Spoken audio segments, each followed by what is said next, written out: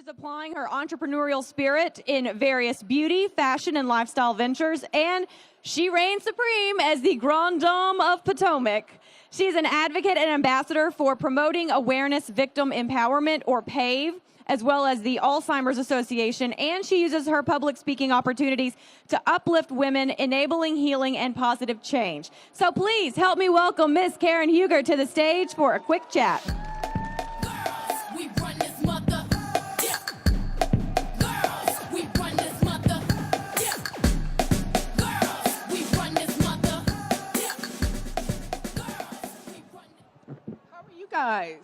You guys look beautiful. Thank you for coming. Oh my God. I love the energy. Girl power. Yes. Isn't it amazing? It's absolutely phenomenal. Okay. Everybody here a big fan of Real Housewives of Potomac? Okay. Thank you.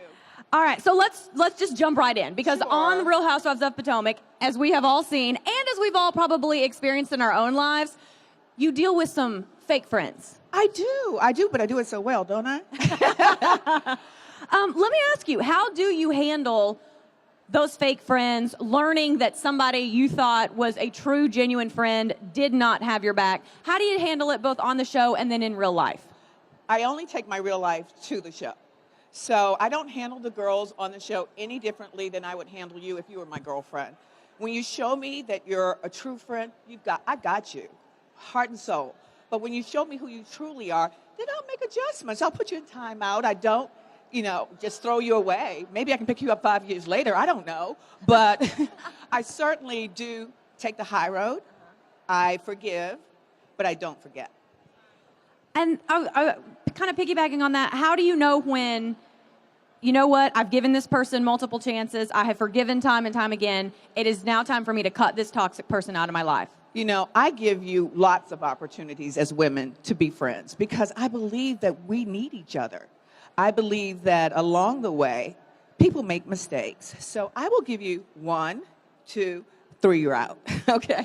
So when you know that, though, it's very disappointing to me. I don't know that comes across on the camera, how disappointed I am when friendships don't turn out to be true. It's very disappointing because I don't extend friendship easily. I feel that it's a gift when we befriend one another. Why stab each other? I don't break women down, I build them.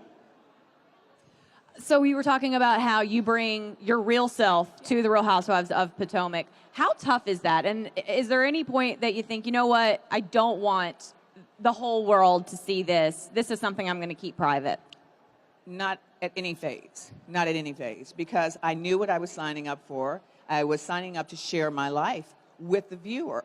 Now, am I always happy with the way things come across? No.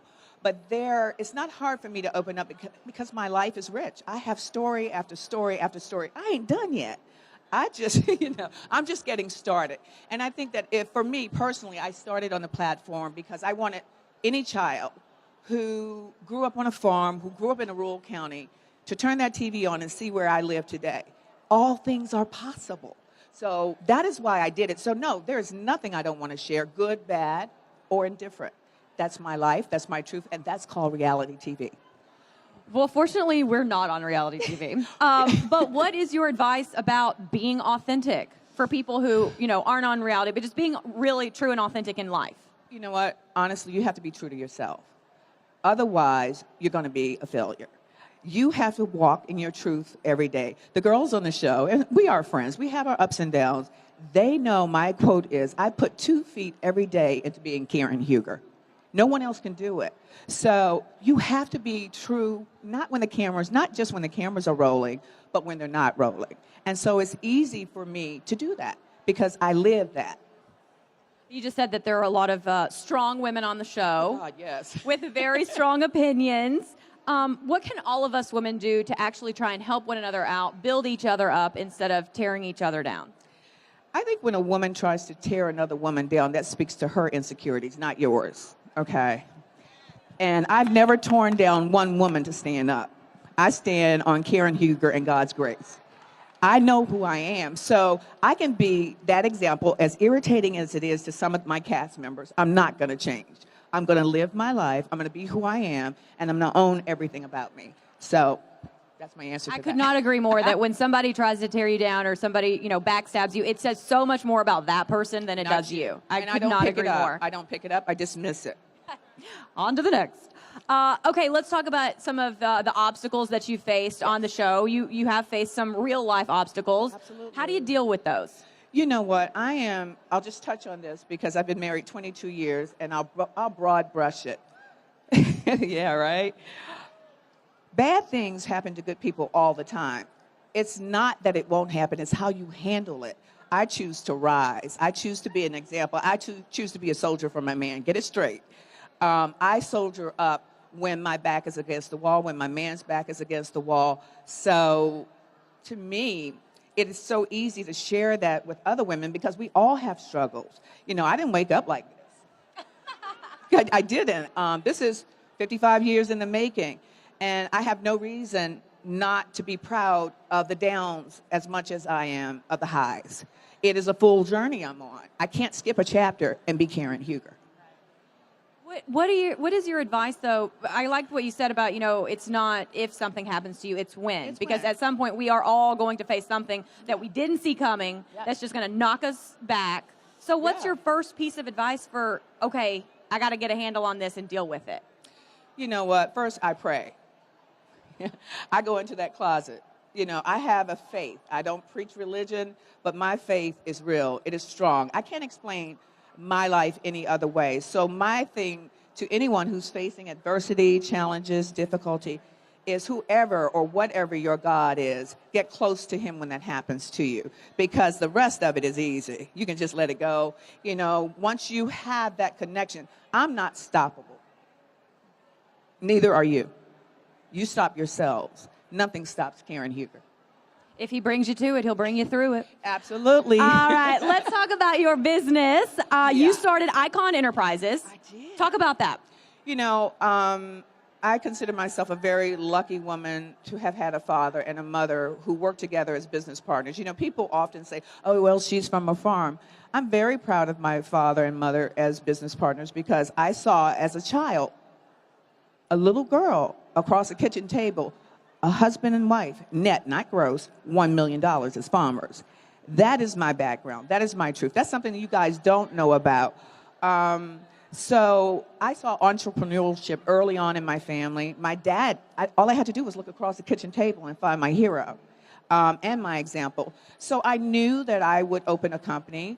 And my company, because of my challenges in life, and I've shared that with you all openly, was about empowering women, making women feel beautiful. So, of course, Miss Karen thought about a hairline. I was like, let me do that. Because I don't know about you, but I've had Barbie dolls forever. I whack their hair off, I dye it. So it was natural for me to think that one of the accessories that women enjoy most is our hair. It's our glory. So I started down that avenue because I had seen, because as you all also know, a lot of sickness in my family. And I saw women losing their hair. And by doing so, they lost their confidence. So I was like, let me start a hairline company. Now, you got to stay tuned because that's turned into something else. That's just shifted. But that's the beginning. And I call Icon Enterprises my umbrella of my company because what I am after is an empire. The hair will be, I can't tell you what's coming. Just watch the website. But I also I'm birthing a new baby, La Dame Fragrance by Karen Huger. And I thank God that my parents were that example to me, showing me that all things are possible because they came up through challenges. They weren't rich, but I didn't know I wasn't rich. And that's what the gift my parents gave me. Through work, you can achieve anything. And so, hence, I am an entrepreneur. Well, you talked about how it started out with the hair, and now there are more things coming, and now it's opened up to the fragrance and stuff. Do you truly feel like once you just get the ball rolling, all of a sudden these other doors start opening? They really do, but you have to have a plan. You have to live with intention. I live with intention and purpose. And my intention is to be, an entrepreneur that is extremely successful. My first intention was to be a wife, a mother, and there's nothing better than that I will do. However, I live with intention. I always knew that I would own my own company. I didn't know I'd be a housewife, but I knew I'd be a businesswoman. So when you had the idea, what were some of the first steps that you had to take, and what's your advice to people who are maybe sitting here right now and they've got the idea, but they don't know where to go with it or what to do with it? Well, let me keep it very simple. I'm married to one of the most intelligent businessmen in the world, so of course I went to Ray. The Black Bill Gates, y'all. No, he's Mr. Huger. That's my boo. But at the same time, I went to him for advice because Raymond is part of that black businessman that broke the glass ceiling. I'm sure you're familiar with the black men who are the first business executive, corporate executives. Raymond is in that league. I'm proud to be his wife. So I went to him, but I realized you can't mix business and pleasure real quick. So I reached out to my resources, which were free, Small Business Administration. You can do that. My experience was that they weren't giving me the answer I wanted. So what I did was I went back to family. I went to friends. I asked them to invest in me. And when that ran out, I found another resource. I found investors. So don't be afraid to share your profit. Listen, 50% of something is better than nothing. I'm just saying. So I am open to keeping my hands open, not worried about what someone will take out of it, but what they'll put into it. So I have also, thank God, gotten investors who believe in me and believe in my brand. So never accept no. No is not an option. Take that out of your vocabulary. If you have a dream and you have a push and a grind, you can do this. Those who say no to you, that's next. That means next, next, next. Was getting financing probably one of the biggest obstacles? It was a huge obstacle. I don't want to be misleading. It's very important. It's hard to start a business without capital, really. And I was a housewife for 17 years. Who was going to help little old me? But I believed in myself, and I had studied my husband. I had studied his partners. And I'm telling you, it is very difficult to get investors and capital, but it is attainable. Again, no is not an answer. What's the next move you're going to make? Get up, wipe yourself off, knock on another door. This expo is all about empowering women. Yeah. What do you think we can do to move closer to equality for all women? And what do you think needs to happen for us to see more women in leadership roles? Well, first of all, I truly believe that women build women. I think this is the most important event that you can be at this year. Because together, when we band together, we move mountains. I can stand on a mountaintop or stand on TV and scream all day long by myself, but if you get behind me, the world will hear me. So I think that what we can take from this is that if we band together, we support each other, not break each other down, we can do this. We can effectively make a change and get equal opportunity and pay for women. So hopefully that's answering your question. But as far as seeing women in high-paid executive positions, we're doing that. We just need to keep doing that. I think that what we need to do is reach back. I used to say to my husband, because he was an IBM executive for 25 years, I said, honey, why don't you go to the mailroom and pull a brother up? He said, Karen, a brother has got to come to the office and ask me to help him. So I think it works both ways, but always reach back once you climb and pull a sister up, pull another woman up, give back, help her. I like that. And, you know, I've always kind of had this quote in my head of the worst that can happen is they're going to say no, and you're still going to be in the exact same position that you're in right now. Don't be afraid of rejection, please. You know, that's just part of the course. You know, you're going to go through that. But rejection is just, you know, once you get past one, you're getting closer to the yes. Who has a watch? What time is it? We have Karen until 11:40.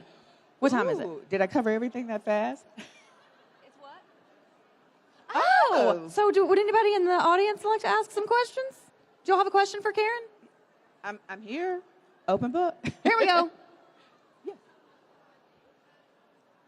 I can't hear it.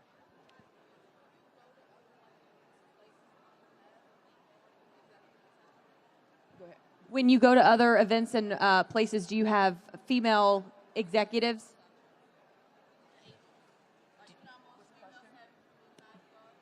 Oh, do you have female You're speaking protection? my language. I do. You guys are going to see that coming up soon. I believe in girl power, honey. Absolutely. A woman can knock a man down just as quick as a man can knock a man down. I'm just saying. I'm not biased. And yes, my female security guard, she rocks. She's good. Thank you. Good question. You'll You'll see that this season. Hi. Hi,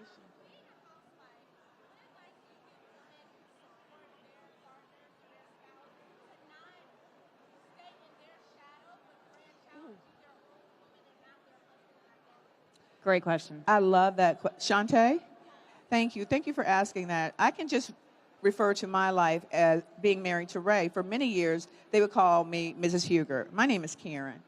And so I realized long ago that I was going to be in the shadow of this giant of a man if I didn't do something. So my advice to every young woman, I love being married. Let's be very clear. And I believe in holding my man up. But I am a woman, I'm a human being, and I'm certainly a dynamic individual, and I needed to go outside of my husband. So what I did was I ventured into charity. I volunteered. Okay, so when my children became, school age, I went out and I said, what can I do? How can I help?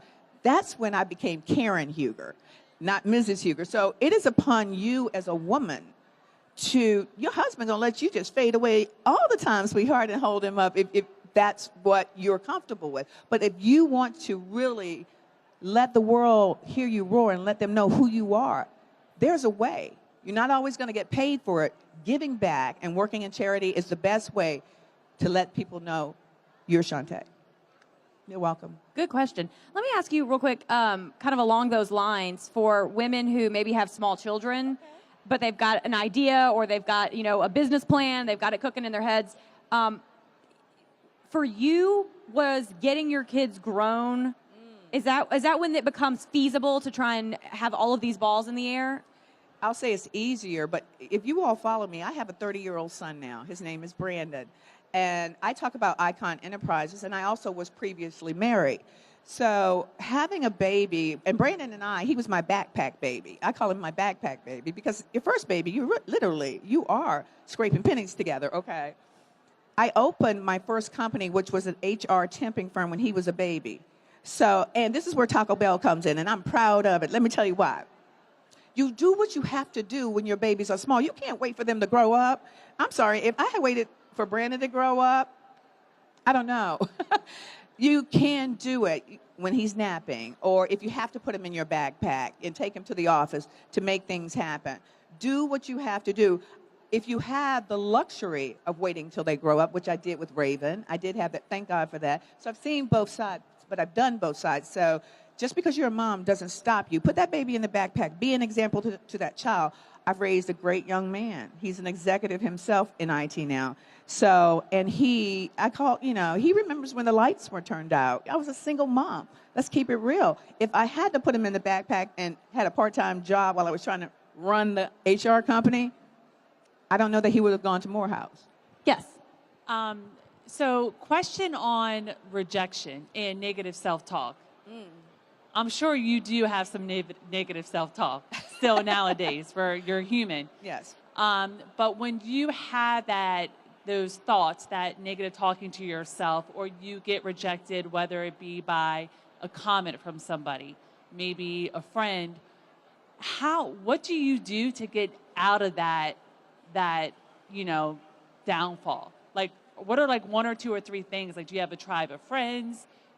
What do you do? Like, can you tell us a few things? Well, first of all, I was very close to my mother, and as you all know, I lost her last Thanksgiving. I would always call my mom. She's not there anymore. And I just spoke to you about my belief in spiritual.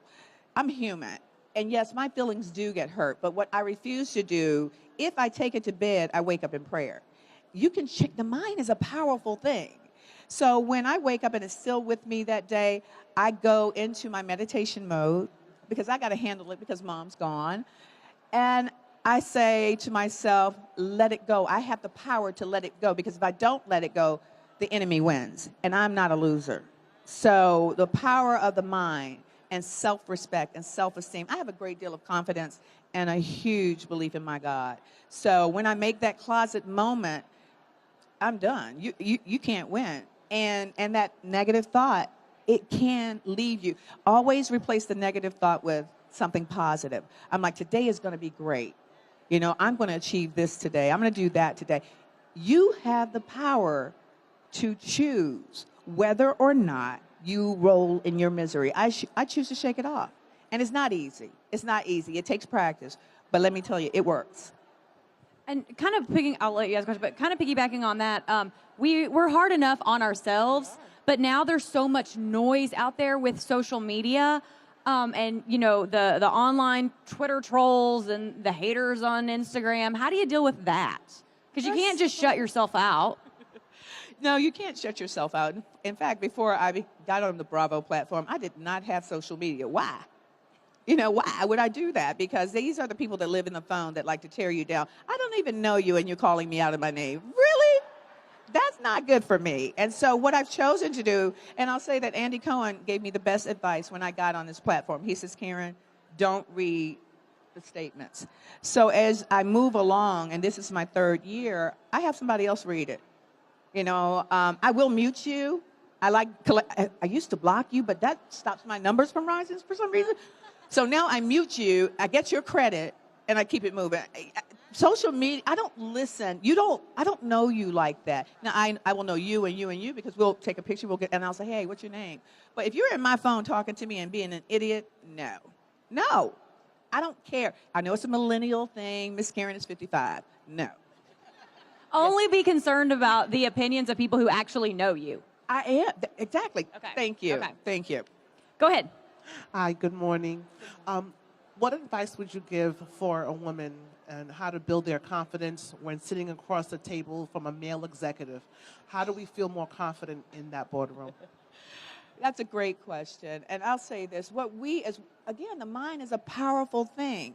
What you think of yourself is what's sitting across the table from that male executive. He doesn't move you, you move you. He doesn't make you or break you, you do. So it's what you think about yourself. Again, self-confidence. If you believe in you, I mean, sure, I move with people that I want to be like. You know why?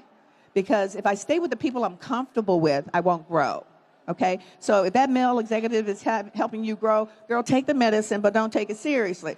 You know what I'm saying? You get to decide. And if he goes, you know, as sometimes executives do, and I won't be sexist about that, he puts his pants on the same way you do. That's all I'm saying. Next. I like that. Next. Hi. Hello. My name is Cherise. I won't hold that against you. Exactly. I just wanted to ask, do you have any advice for older women who's starting to switch lanes? You know, I'm 51 yesterday, just turned 51. Oh, happy birthday! Thank you. And I feel like this is a second part of my life. You know, I'm starting to live. You know, you don't raise the kids, you don't got the divorce, and you don't went up in your career. But now I'm feeling like, what do I do at this age? You rebirth. You rebirth. I can identify with you, although that was like 4 years ago.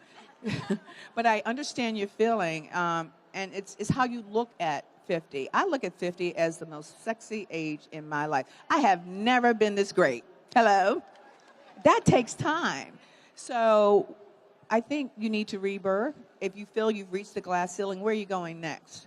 What do you want to do? What do you want to achieve? Write that down and follow your plan. Have a plan and go after it, but do something fantastic. Life is short.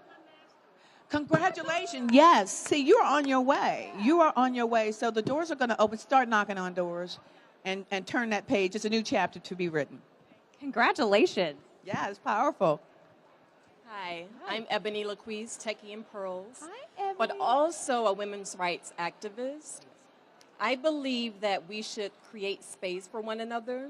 How are you using your platform to create space for other women?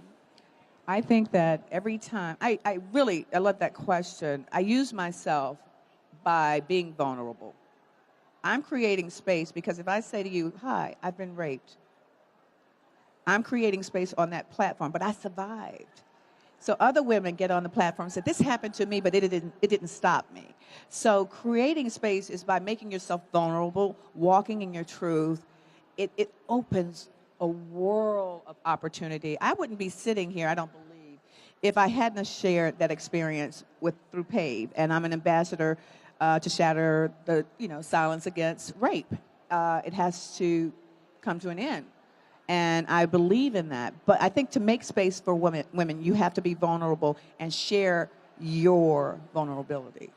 And then everybody, the space just expands because she walks up, he walks up. It's not exclusive to women, by the way. That's my answer. Okay, we have about 5 more minutes, so let's try to get 2 more questions in. Do you have one right here? Right here, in front. Yes? Hi, I'm Camille Shepherd Parrish, Hi.